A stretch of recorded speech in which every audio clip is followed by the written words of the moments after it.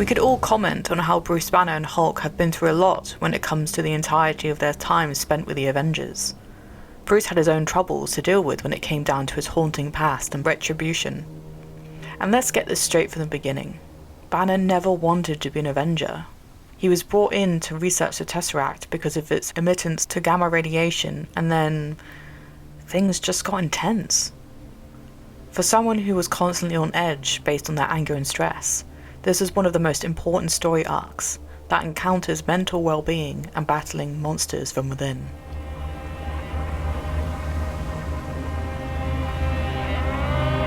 This is 2 takes, and this is 1 shot, an analysis of Bruce Banner and Hulk. Spoilers are ahead.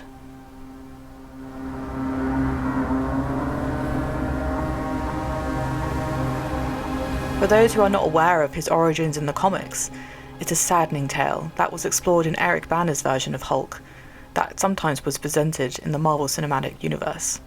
He was verbally and physically abused by his father, Brian Banner, who, years earlier, was exposed to gamma radiation after an attempt to make clean gamma energy, resulting in unique genes that he feared had been passed on to his son, making his son an abomination in his eyes.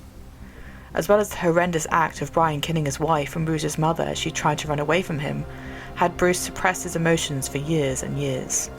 These traumatic events and unique genes that Bruce had acquired from his father caused Bruce to start to develop multiple personality disorder. And, you guessed it, Hulk was one of them. This was manifested due to his mental problems in his childhood, and Hulk became his imaginary friend for many years.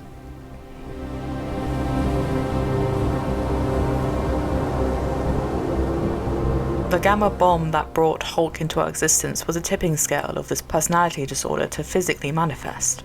And for what the comic books have portrayed, it's pretty crowded in Banner's mind. Marvel was only scratching the surface of the pain, the suffering that Banner had to go through to get to where we see him. And even then, we see Banner, a brilliant physicist, having complex conversations with Tony Stark, become this almost joke at the end because his usefulness is only based on his alter ego Hulk, when really that shouldn't be the case. And then when he finds his happy ending of merging himself with Hulk, it's almost swept under the rug because of the timing of events. Marvel, I'm sorry to say, kind of ruined Bruce Banner for me. However, we're not here to hear what I think.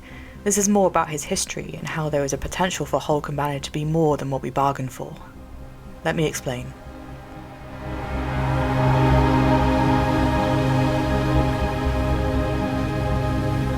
Bruce Banner technically died when the gamma bomb detonated, but the impact of death and rebirth was almost so simultaneous that no one noticed, not even Banner himself.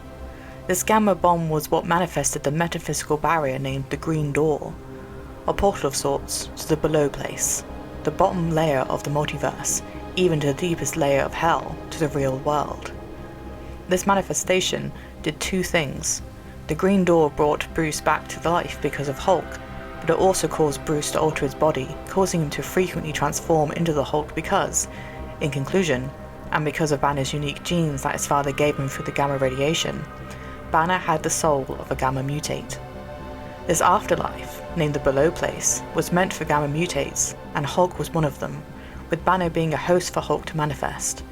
And so, his imaginary friend was real all along.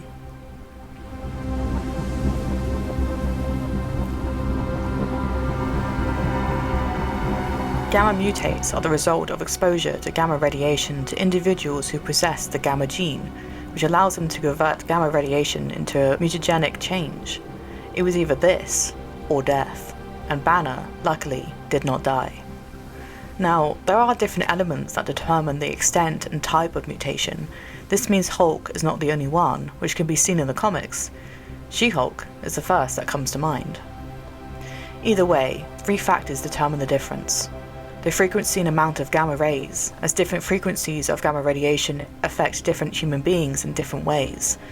The second is the subject's latent mutant potential, which is based on their DNA, which can trigger differing body restructuring events.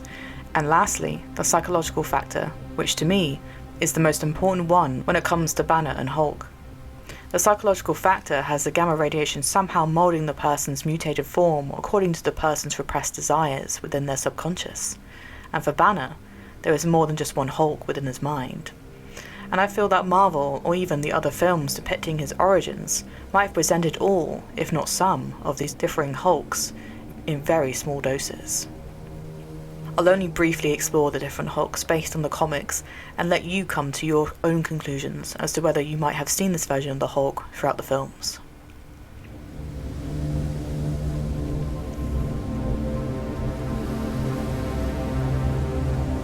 The first is Joe Fixit, or Grey Hulk. He's rarely seen because Green or Savage Hulk wins the battle when it's time to come out of Banner. This incarnation represents the personality that can do all of those not nice things that Banner was always too unsure to do himself. He is tricky, manipulative, shows little thoughts of others, always putting himself first. His behaviour might be aligned to the self-confident Mr. Hyde, with Banner being Dr. Jekyll. And then there's the one that we're used to, Savage or Green Hulk, that we see most of the time. His behaviour is like Frankenstein's monster, just wanting to be alone but will fight if needs be. He possesses the mental progression, emotional capacity, and emotional temperament of a child, typically referring to himself in third person. There's also the merged Banner and Hulk that we see in Endgame, commonly known as Professor Hulk. The merging of Banner's intelligence, Joe Fixit's cunning, and Savage Hulk's size and strength. This can be interpreted as Banner's ideal self, that he made a reality, and hence why he's actually happy about it, which is great. And like Banner says in Endgame, "For years I've been treating the Hulk like he was some kind of disease, something to get rid of. But I started looking at him as the cure. 18 months in a gamma lair, I put the brains and the brawn together, and now look at me, the best of both worlds."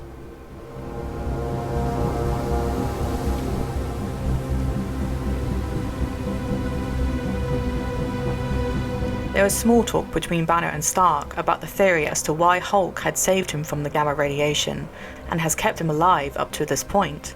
And although we understand that in the MCU it was for the Stark Gauntlet because it emitted gamma radiation and wouldn't kill Banner, I would like to also add another explanation. This begs the question of how strong Hulk really is and how Banner might feel when it comes to this conclusion. In the comics, the immortal Hulk is presented when Banner and Hulk go through so many different deaths and rebirths that this one eventually becomes the more dominant persona. Sure, in the MCU we see Hulk being knocked out by his allies and some of the bad guys, but can we really tell for sure that that wasn't him dying and being reborn again? Even Banner himself could not fathom anything beyond what he was capable of until this persona brought about this realization that these successions of resurrections was not a coincidence, but a manifestation of the Hulk's innate immortality. I'm not confirming nor denying that the MCU has touched upon this, but surely when the Hulk was attacking Thanos and was thrown aside, apart from his emotional well-being being scarred, this might be the next conclusion to make, because anyone against Thanos usually dies. Don't they? And even for a moment in the MCU, Banner brought up the fact of him being so unhappy about a predicament that he had tried to end his life many times, but that the Hulk would simply save him time and time again, even to the point of mockingly spitting out the bullet that Banner tried to fire. Has the resurrections perhaps been touched upon in a subtle way?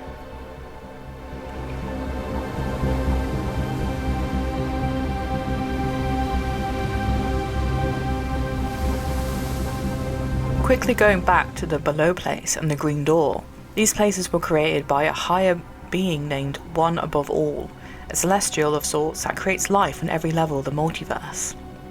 However, the manifestation of the Green Door and the Below Place, with the entity of One Below All, is actually a dark counterpart of One Above All. Despite One Above All having only love and compassion, they are also capable of destroying life they have created, manifest the demonic entity of One Below All to serve as a counterforce to the expanding life in the multiverse that the One Above All creates, so they can create anew. These beings are both divine and have been placed against each other in a balance of sorts when it comes to life and death. The good and bad of the multiverse dents down to these two beings, so to speak. I explain this because the meaning behind the aspect Hulk goes deeper than simply a gamma accident and then enraged emotions that come spilling out. Sure, in Banner's beginning, it was like that because it was not understood. But as time went on, and this is what I predict for Banner after the MCU, that his very existence was created to give Hulk the choice of righteous versus aimless power, to use his power and strength for good or for evil. But it's not that simple. This introduces the next phase, the immortal Hulk. This persona is like a chaotic neutral because he's doing as much good as he is bad, and this might be said for all of the other versions that we are aware of. Marvel fandom explains further.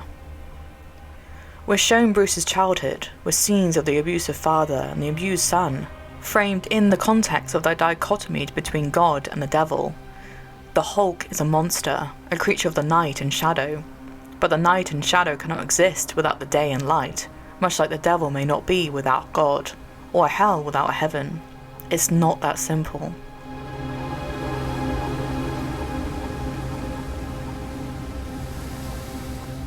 The one above all created everything, and his counterpart is a version of itself. That version created gamma mutates, like a version of a devil creating demons. But that doesn't make its creations evil, as it comes from the balance of good. So Hulk is the construct, with the balance being given down as a choice of action, righteous versus aimless power. And if you want to think about it in another way, the same could be said for us as we are created in God's image, but that doesn't mean we are without flaws. It is within our choices every day that determine where our own balance is. Blairy.wordpress.com says, is the Hulk Gibura, justice, punishment and strength? Or is it Golakab? Is the Hulk an aspect of God or an aspect of the devil? But if they're one and the same, how can the difference be seen? In the end, it's the other hand of God that determines it. Chizid, kindness and love, mercy. If Gibura is the left hand, Chizid is the right. Punishment is tempered by mercy. Strength is moderated by compassion. Banner and Hulk are the balance within themselves, with each showing strength in different ways. Once fighting each other, closing each other off for years and months, until Banner and Hulk became one and the same. Professor Hulk might introduce this balance once and for all, but for those who read the comics know that this isn't the end of the line for Banner and Hulk. They have found a shared goal, and going forward has Professor Hulk perhaps, if given the chance, to present his importance in the multiverse as a being that has the battle of choice for all eternity.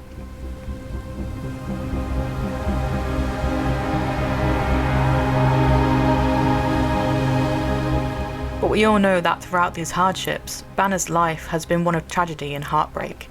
And sure, he had moments we were able to see that showed him giving up or wanting to run away, but he pulled through in the end, perhaps because of Hulk, perhaps because he was able to save lives in more ways than one.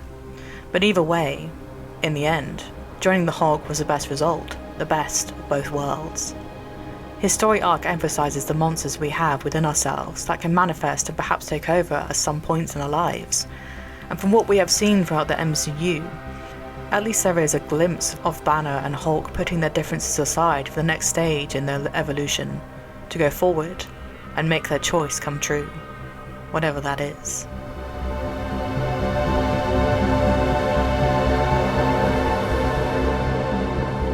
If you enjoyed what was said, please follow me on Anchor, Spotify and other podcasting platforms to never miss an episode.